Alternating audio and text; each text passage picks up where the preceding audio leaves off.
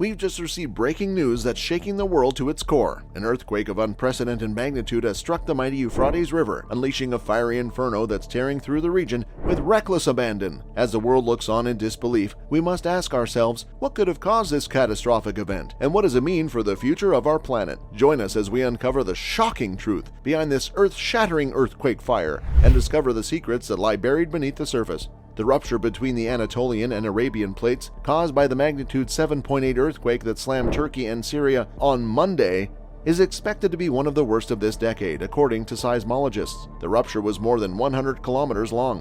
The following is a description of what scientists believe took place underneath the surface of the Earth and what they anticipate will occur as a result. Where exactly did the earthquake get its start? On the East Anatolian Fault, the epicenter was located approximately 26 kilometers to the east of the city of Nurdagi in Turkey, at a depth of approximately 18 kilometers. The shaking from the earthquake spread towards the northeast, wreaking havoc in the central regions of Turkey and Syria. The East Anatolian Fault did not produce a great deal of significant seismic activity throughout the 20th century. If we were going simply by major earthquakes that were recorded by seismometers, it would look more or less blank, said Roger Mooson, an honorary research associate at the British Geological Survey. If we were going simply by major earthquakes that were recorded by seismometers, it would look more or less blank. According to the findings of the U.S. Geological Survey, there have been a total of only 3 earthquakes in the region since 1970 that measured more than 6 on the Richter scale. On the other hand, a 7-magnitude earthquake struck the area in 1822, causing an estimated 20,000 deaths.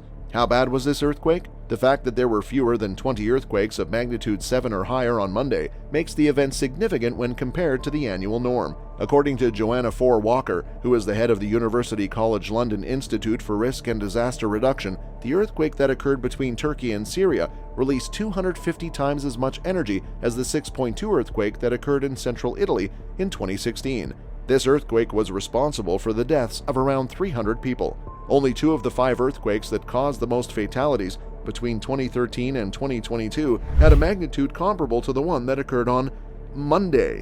Why was it so severe? A strike-slip fault, the East Anatolian Fault, can be found in Turkey. When this happens, 2 plates of solid rock are rubbing up against each other along a fault line that runs vertically. This causes stress to build up until one of the plates finally slips in a horizontal direction, releasing a massive amount of tension that can cause an earthquake.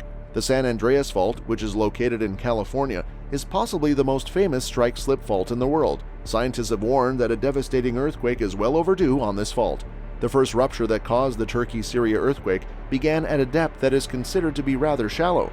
The shaking at the ground surface will have been more severe than for a deeper earthquake of the same magnitude at source. David Rothery, a planetary geoscientist at the Open University in Britain, said, "The shaking at the ground surface will have been more severe than for a deeper earthquake of the same magnitude at source." What kind of aftershocks can be expected? An aftershock measuring 6.7 on the Richter scale struck the area 11 minutes after the first quake. A tremor measuring 7.5 on the Richter scale occurred a few hours later, followed by a further 6 aftershock in the afternoon. According to Musson, what we are seeing right now is that the activity is spreading to neighboring faults. We anticipate that the seismic activity will persist for some time. After the catastrophic incident that took place in 1822, aftershocks continued into the following year.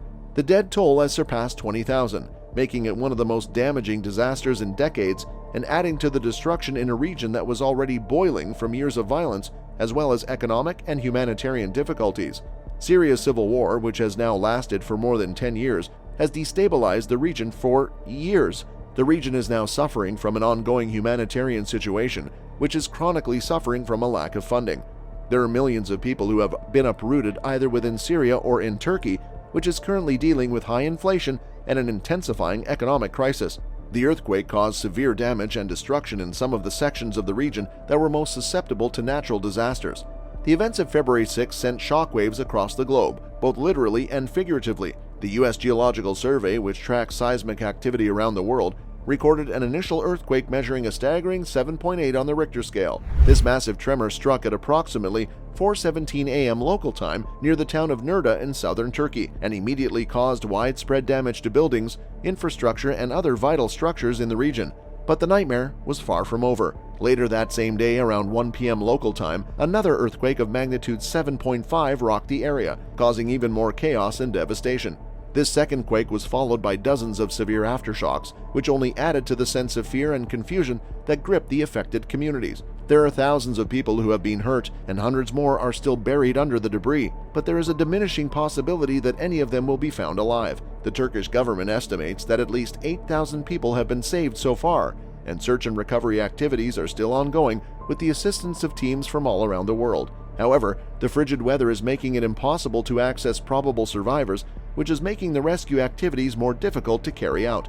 An earthquake intensifies the problems that have persisted for decades. This disaster struck a territory that was already vulnerable. It has been torn apart for decades by the civil conflict in Syria, as well as by economic, humanitarian, and public health catastrophes. The Turkish economy is in the midst of a severe crisis as a result of a collapsing currency and tremendous inflation that reached over 80% in the previous year, the highest level in approximately 25 years.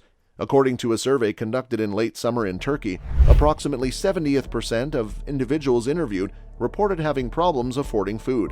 Because Turkish President Recep Tayyip Erdogan has adhered for many years to an unconventional economic policy that involves maintaining low interest rates, the Turkish central bank has very few weapons at its disposal with which to bring the economy's feverish temperature down.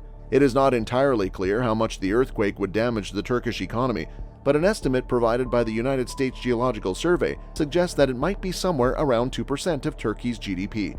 A significant number of Syrian refugees call this region of Turkey home, particularly the city of Gaziantep, which is located close to the epicenter of the earthquake. The economic crisis in Turkey has helped create a backlash against the nearly 3.6 million Syrian refugees who are currently living in the country. These refugees already face poverty, discrimination, a rise in the number of violent attacks, and the possibility of being deported. Within Syria, the civil conflict continues, and as a result, it has created one of the world's most enduring humanitarian crises, which is also one of the world's most persistent crises in terms of funding. It is reported that hundreds upon hundreds of individuals lost their lives as a result of the earthquake that struck northern Syria. This included the last rebel-held bastion in the northwest. There are around 4 million people who are dependent on international humanitarian assistance. Many of these people have been displaced from different parts of Syria multiple times over. The majority of this relief, including food and medical supplies, comes from Turkey through a single border crossing, which was damaged in the earthquake. Thursday was the day that the first humanitarian convoy from the United Nations entered northern Syria. Humanitarian organizations in the region are concerned that the earthquake may exacerbate the current humanitarian crisis. Kieran Barnes, the country director for Mercy Corps in Syria, said in a statement, "Our colleagues in northwest Syria reported that the situation is catastrophic, with the area affected by the earthquake being the center for over 1.8 million displaced Syrians who are already suffering after a decade of conflict in Syria.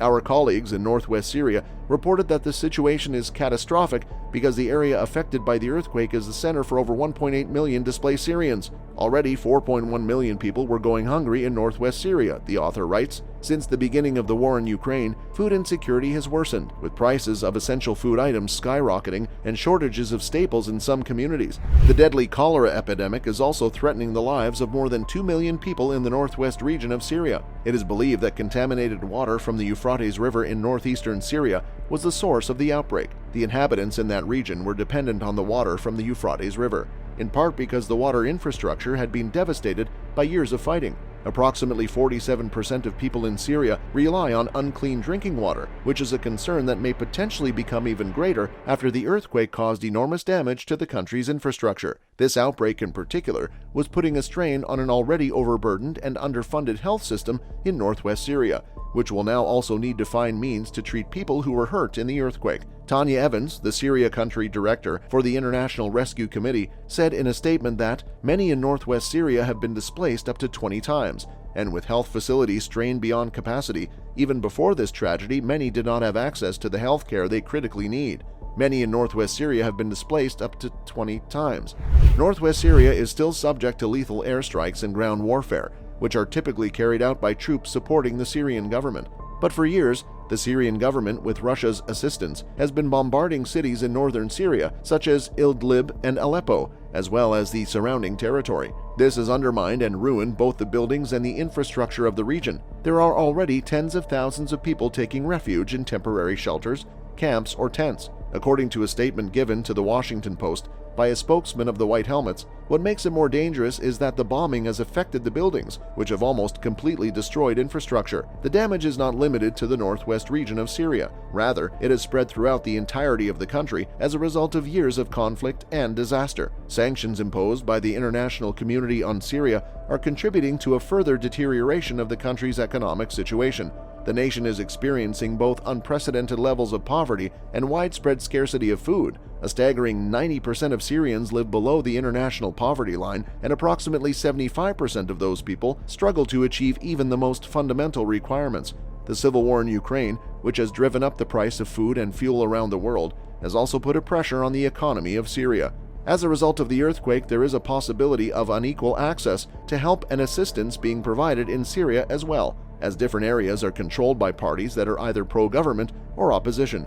Syria's President Bashar al-Assad has few international friends, and although while allies like Russia and Iran have promised their assistance, it is expected that the majority of Western governments will support the United Nations and other humanitarian groups rather than providing direct help for Syria. During a call on Monday, the chief coordinator for the National Security Council, John Kirby, stated that the U.S. is collaborating with humanitarian aid organizations that we routinely partner with to assist them in their efforts on the ground and in Syria. However, the key access point for humanitarian aid entering Syria has been cut off. And throughout the region, the crisis is still at a critical stage, as organizations and officials work feverishly to locate survivors amidst the ruins while temperatures continue to fall. The White House has referred to the situation as fluid, and a large number of humanitarian organizations are currently attempting to do comprehensive assessments of the situation. The newspaper The Guardian writes that there are concerns regarding the ability of many relief organizations in the region to respond to disasters, given many of these organizations have their headquarters in areas that were severely damaged by the earthquake, such as Gaziantep. The earthquake has made the already dire situation in Syria and Turkey much worse. It is very likely that it will make those that now exist, displacement, food, economic, and health, worse, while also producing whole new ones that are unpredictable. That's all for the video today. We will be right back with more. Don't forget to give this video a thumbs up and subscribe to our channel. Thanks for watching.